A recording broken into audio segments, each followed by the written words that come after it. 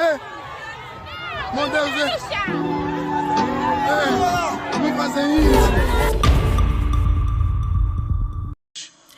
Povo soberano de Angola, caros colegas deputados, ilustres auxiliares do Presidente da República e titular do Poder Executivo, antes de entrar no mérito, na generalidade, da proposta de lei de alteração à Lei nº 36 de 2011, de 21 de dezembro, devo dizer e relembrar que a mesma foi aprovada por consenso no ano de 2011 e este consenso foi quebrado por 2 vezes pelo MPLA, pelas propostas de alteração que esta lei for sofrendo. Há uma pergunta que muitos fazem atualmente: se o partido que governa o país há 50 anos perder as eleições, vai transferir o poder que exerce aos novos representantes que o povo escolher? Muitos dizem que não, outros dizem que sim, outros ainda têm dúvidas, mas a resposta foi dada agora de forma preventiva, com muita esperteza e muitos artifícios para o povo não perceber. Através desta proposta de lei, para alterar a lei eleitoral, o Presidente João Lourenço mandou os seus ministros elaborar e enviar ao Parlamento para aprovar. Ficou claro que a verdadeira intenção do Governo, com a nova divisão político-administrativa, é facilitar o plano já arquitetado para anular os controlos que existem na lei eleitoral, que impedem que a eleição seja defraudada e os resultados eleitorais sejam manipulados. Esses elementos de controlo incluem o cartão de eleitor como documento válido para votar, a obrigação de se dar baixa imediata dos votantes nos cadernos eleitorais, a inexistência de mesas móveis, a previsibilidade e permanência dos locais de votação de cada eleitor, as atas síntese das assembleias de voto e a transmissão dos resultados pela via mais rápida através das atas síntese. Se estes elementos de controlo forem suprimidos no todo ou em parte, a eleição não será nem livre, nem justa, nem transparente. E ninguém poderá provar, porque não haverá atas sínteses para permitir apurar rapidamente os resultados no mesmo dia da eleição. Só haverá atas das mesas cujas cópias são produzidas com papel químico e por isso não legíveis, e como o número de concorrentes vai aumentar, nem todos vão receber cópia. A proposta que o Governo nos apresenta contém ainda outros mecanismos que impedem ou dificultam o controlo da eleição pelo povo. O Governo quer que haja forças armadas nas assembleias de voto, quer que as pessoas, depois de votarem, fiquem a 1 quilômetro de distância, quer continuar a controlar a CNE e a mandar nela através dos seus ministros. Se estas propostas de alteração da lei forem aprovadas, assim como estão, então o verdadeiro presidente dos atos eleitorais será o Presidente da República e não o plenário da CNE. Perante este quadro, é meu dever, como representante do povo, alertar os angolanos que estaremos em presença de atos concertados de violação da Constituição que atentem gravemente contra a soberania do povo, contra o Estado de Direito democrático e contra o regular funcionamento das instituições. E as pessoas envolvidas terão de ser responsabilizadas nos termos da Constituição. No Estado de Direito, os meus colegas do outro lado sabem-no bem que o Parlamento não pode legislar contra a vontade do povo, porque a República de Angola baseia-se na dignidade da pessoa humana e na vontade do povo angolano. A escolha do povo está feita, o povo já votou e todos os políticos sabem disso. A eleição só vai formalizar.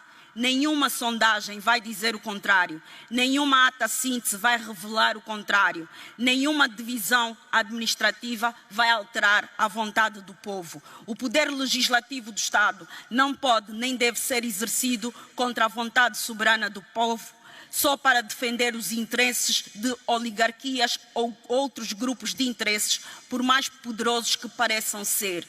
Podem ser donos de bancos, prédios altos ou grandes empresas, mas o soberano em Angola é o povo, mesmo que seja pobre.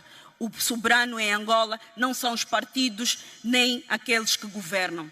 Temos preocupações quanto às propostas do Executivo relativamente ao local da votação e mesas móveis, voto dos militares e polícias, tratamento desigual de cidadãos em situação idêntica, solução tecnológica, supressão da das atas síntese e a não publicação das mesmas nas assembleias de voto, militarização das assembleias de voto.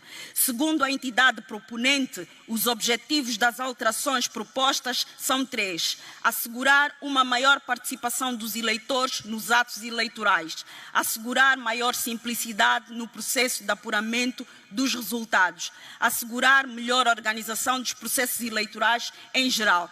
Porém, analisados os conteúdos normativos das alterações, aditamentos e revogações, facilmente se conclui que os objetivos reais são outros. No essencial, a lei visa, entre outros, excluir ou reduzir ao mínimo a participação do eleitorado que tradicionalmente vota UNITA, aprovar a descontinuidade do uso do cartão de eleitor como documento válido para o exercício do voto, instituir o bilhete de identidade como único documento válido para o ato eleitoral, mesmo sabendo que mais de 1/3 do eleitorado já registado não possui bilhete de identidade por incapacidade da administração pública, anular a obrigação de fixar a permanência do eleitor no caderno eleitoral específico correspondente ao local de votação mais perto da sua residência, permitir a mobilidade dos votantes e das mesas de voto sem criar mecanismos seguros de controlo biométrico que impeçam o voto múltiplo, descontinuar o uso das atas síntese como veículo de controlo e de transmissão célere dos resultados eleitorais, reduzir a qualidade, legibilidade e a disponibilidade das atas a entregar aos partidos concorrentes, dificultar o credenciamento dos delegados de lista por via da atribuição da competência de novos entes às comissões municipais eleitorais ainda inexistentes nos novos municípios, tornar inauditável e sem valor prático as operações de apuramento provincial, conferir à pessoa do presidente da CNE poderes discricionários para decidir sobre questões importantes do ato de apuramento nacional que normalmente são decididas pelo plenário da CNE, que é o órgão colegial máximo da instituição, militarizar as assembleias de voto. As leis da democracia não devem impedir nem dificultar a organização de eleições democráticas e transparentes, nem o controlo do voto do povo pelo próprio povo. O Parlamento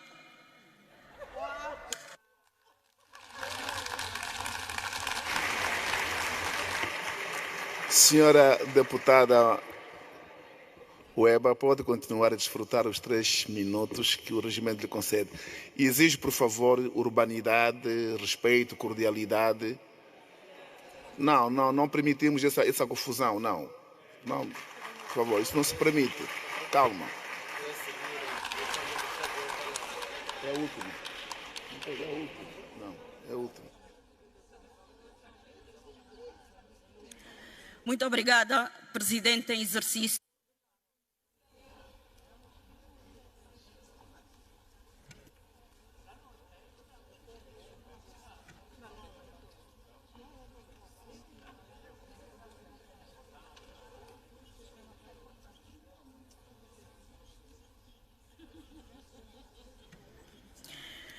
Muito obrigada, Presidente em exercício. Dizia eu, as leis da democracia não devem impedir nem dificultar a organização de eleições democráticas e transparentes, nem o controlo do voto pelo próprio povo.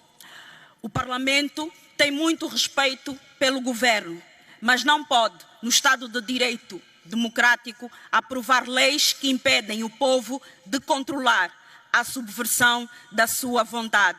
O Parlamento não pode trair o povo. Muito obrigada.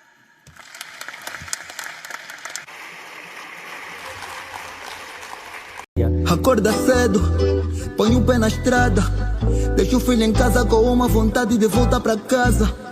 Quando chega a praça,